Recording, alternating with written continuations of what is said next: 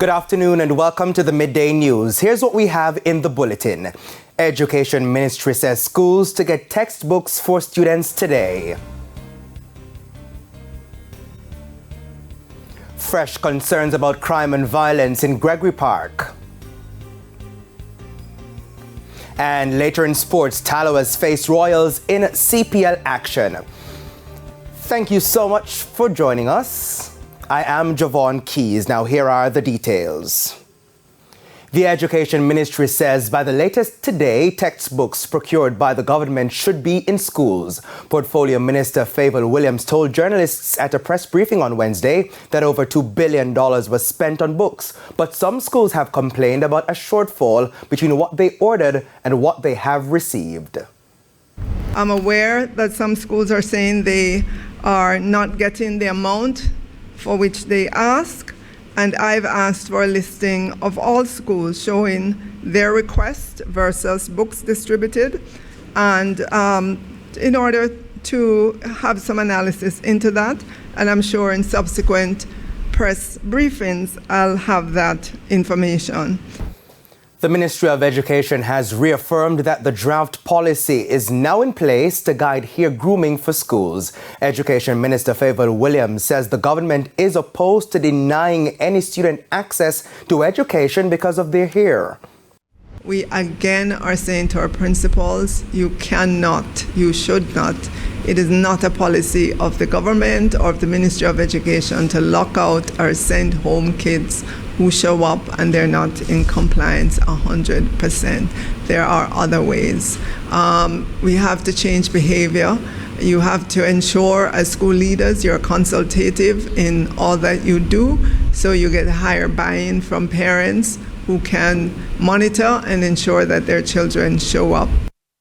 Now, the minister also responded to whether school principals who continue to bar students over hairstyles will be sanctioned.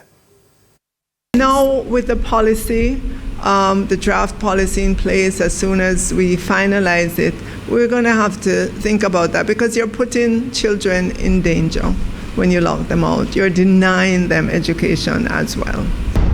Now from education to health, the St. James Health Department says it is not taking any chances as the country braces itself for a possible outbreak of dengue. It comes as the Health Ministry has confirmed an increase in cases of the vector spread disease.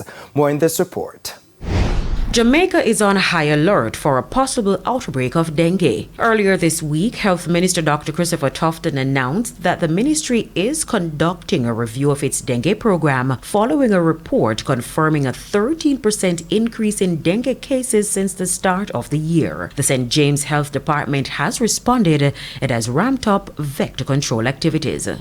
We have restarted the temporary vector control workout program, where we have employed 35 vector control workers to assist us in our community outreach, where we go visit house to house, check homes, inform residents, educate residents of how to control mosquitoes on their premises. Mr. Morris says the department has also increased fogging activities. And ahead of the new school year, the Chief Health Public Inspector said the department is looking to partner with the Ministry of Education to go into schools, as most of the cases are children under age 15.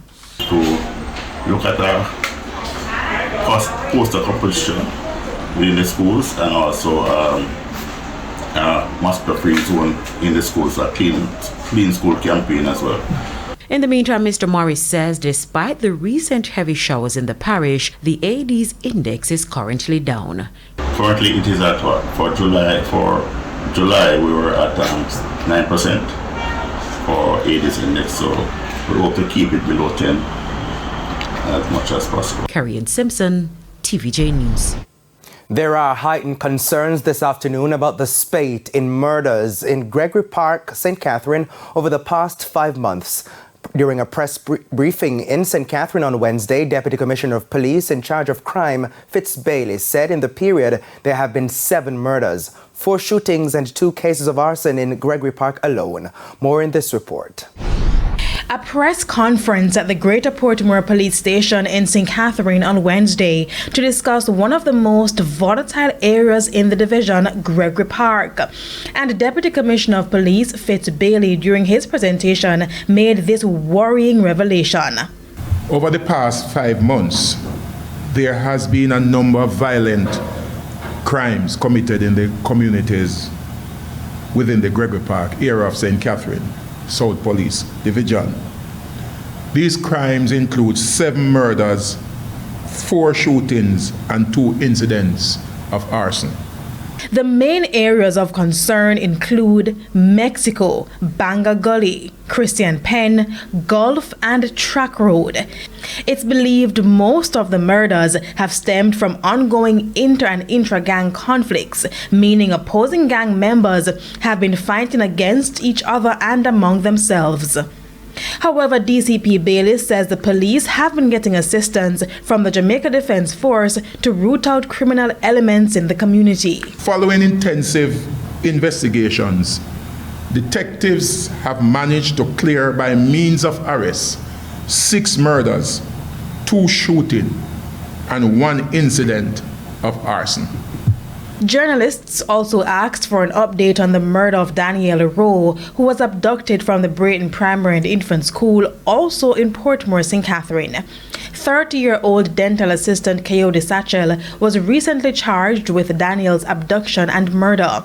However, there have been concerns about whether Ms. Satchel is the only person on the police's radar. I don't really want to get into those issue. The fact is that we have identified the description, in my view, had some similarity, but we have the person who is responsible, so we don't really need to get into that, actually, and we are confident that we have the right person. Kelisha Williams, TVG. An urgent appeal this afternoon from residents of the Cornwall Court housing scheme in St. James for the National Water Commission NWC to fix a broken water main. They say the major pipeline has been broken for 3 weeks and has since damaged the roadway. Over and over, and nothing has happened. It is what it is. It has continued. The space has got worse. The water has been leaking. The place has become inundated with water and holes. And we have been asking the National Water Commission to help, and no response. So this really needs some attention. Like yesterday, I mean, we can't have this magnitude of vehicle traversing in this area. And if your video would show, persons have to use the sidewalk to traverse this area. This is unacceptable. It's of even greater concern as a number of schools are located close by. Going into the new school year, we can't have this. This is going to cause immense traffic, both back and forth. And we have 3 schools within the community as well as persons going back and forth to work. Can you just imagine what the traffic will be like Monday morning coming? Now, the National Water Commission says a team will be sent to the area today to enact repairs to the broken main. And it's now time for a break here on the Midday News. Please stay with us. I'll have more stories when we return.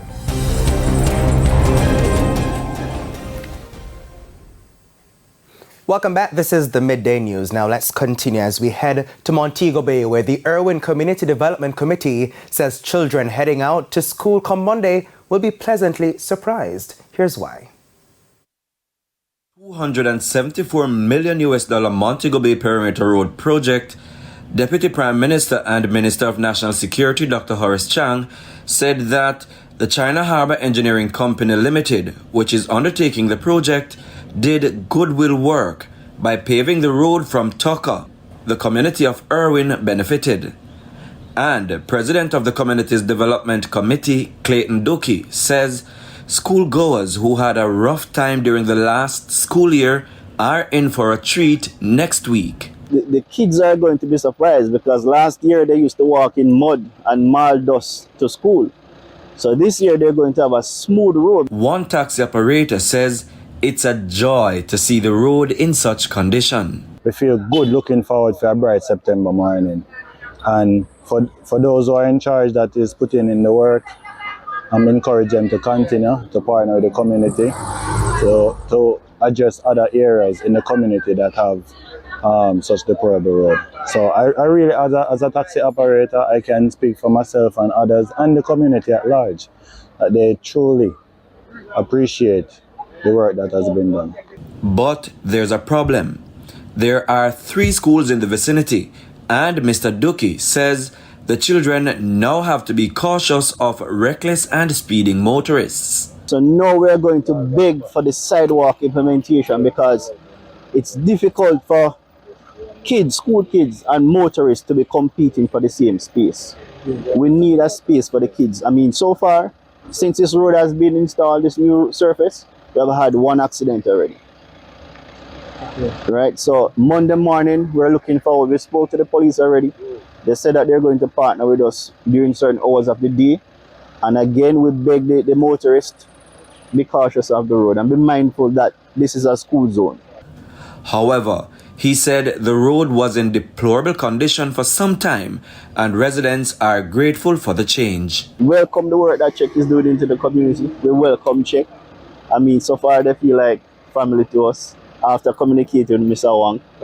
You understand? So we're happy for it. And as I said, we hope we continue to partner and make Irwin a better place, because as we continue to develop, there are other areas that we see Czech can assist us in. So we want to continue partnering with them and see how we can make Irwin a better place. But we appreciate it and we look forward for the partnership. Prince Moore, TVJ News. Now let's head to your top regional and international stories.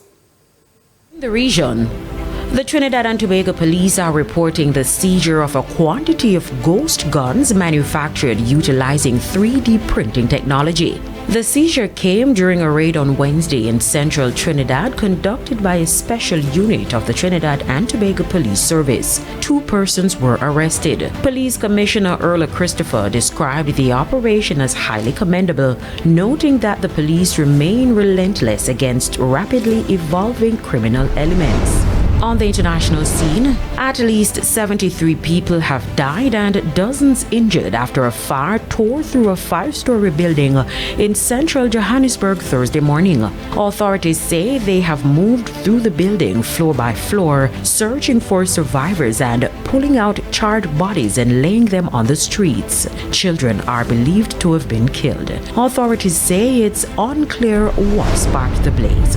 And Tropical Storm Idalia descended on the Carolinas on its way out to the Atlantic Ocean on Thursday, leaving a trail of flooding and destruction throughout the southeast that stretched back to its landfall as a hurricane in Florida. Rescue and repair efforts continue. Authorities say at least 1 person was killed. The storm left as many as 500,000 customers without power in Florida. And those are the top regional and international stories.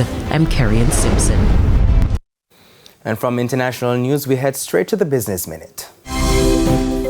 The Planning Institute of Jamaica says strategies are being put in place to reduce the local skills gap. Director General of the PIOJ, Dr. Wayne Henry, says this is important to ensure Jamaica meets its growth targets. There are efforts underway, and we've been a part of those efforts to ensure the sustained training and skilling of the labor force.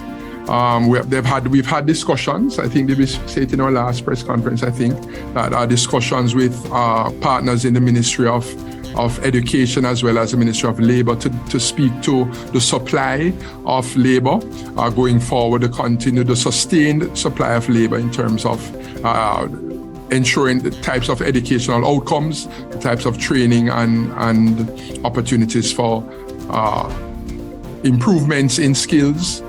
So it's something that we continue to watch. Further afield, India's Adani Group is facing a fresh controversy after a new report says it used opaque funds to bypass rules that prevent share price manipulation. The report alleges the group invested millions of dollars in publicly traded stocks of its own companies through offshore structures. The Adani Group rejected the claims, calling them meritless. And that's it for the Business Minute. I'm Hal Shaneberg. And we head to a quick break, but don't go anywhere. When we come back, Jermaine Brown will have our midday sports report.